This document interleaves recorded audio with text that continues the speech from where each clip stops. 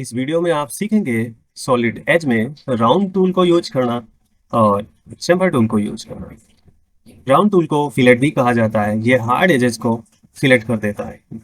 इस टूल को यूज करने के लिए हमें एक फिलेट का रेडियस डिफाइन करना होता है। जैसे आप इस टूल को एक्टिवेट करेंगे, देखिए यहाँ पे सेलेक्ट का स्टेप बोलेगा, यानी एजेस को आप किस तरीके से सिलेक्ट करना चाहते हैं। इसके बाद रेडियस, तो यहाँ पे बाय डिफॉल्ट चैन या एज मिल जाएगा।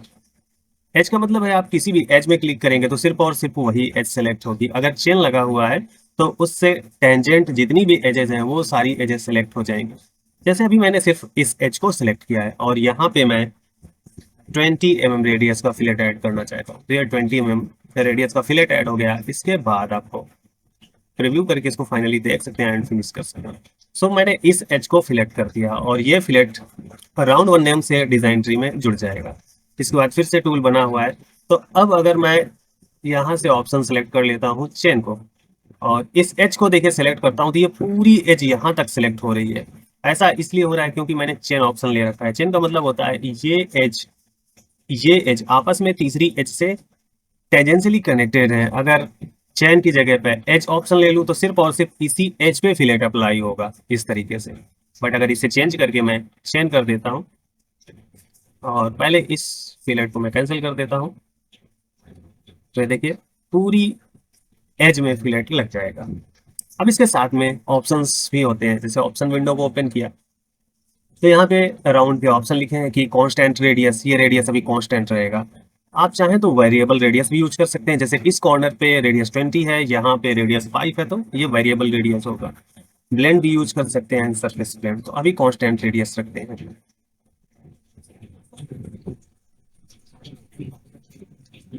इसके बाद राउंड पैरामीटर्स के ऑप्शन को एक्सप्लेन करते हैं। तो यहाँ पे देखिए, यहाँ पे लिखा हुआ है cap sharp edges roll along sharp edges. तो अगर आप कैप ऑप्शन लेंगे तो इस तरीके से कैप लग जाएगी। रोल लेंगे तो ये उसी कर्वेचर के हिसाब से फ्लो आएगा। बट अगर कैप ले लेंगे तो यहाँ पे कर्वेचर बदल जाएगा। तो अभी आपको बाय डिफॉल्ट रोल ही रखना है। यहाँ पे mitre edge corner and roll round corner. Mitre का मतलब है, ये देखिए यहाँ पे अभी ये माइटर लगा हुआ है। रोल ऑप्शन लेंगे तो ये एज है यहीं पे रोल होके आगे जाएगा। माइटर का मतलब है ये पूरी एज इस तरीके से यहाँ तक फैलेगी और रोल में ये जो रेडियस है यहाँ तक आया, देन इसके बाद स्वीप के जैसा राउंड होके इधर जाएगा। तो बाय डिफॉल्ट आप इसी ऑप्शन को रहने दीजिए। और इसके बाद अभी आपको और भी बहुत सारे ऑप्शन मिल जाते हैं। फिलहाल मैं इसको यहाँ से कैंसिल कर देता हूँ और इन अदर ऑप्शन को एक्सप्लेन करते हैं। जैसे यहाँ से वर्टेक्स मिल जाता है, तो अगर आपने किसी वर्टेक्स को सेलेक्ट किया हुआ है तो इस तरीके से उस वर्टेक्स से जुड़े हुए तीनों एजेस में फिलेट लग जाएगा, वो भी जो रेडियस यहाँ पे आप डालेंगे।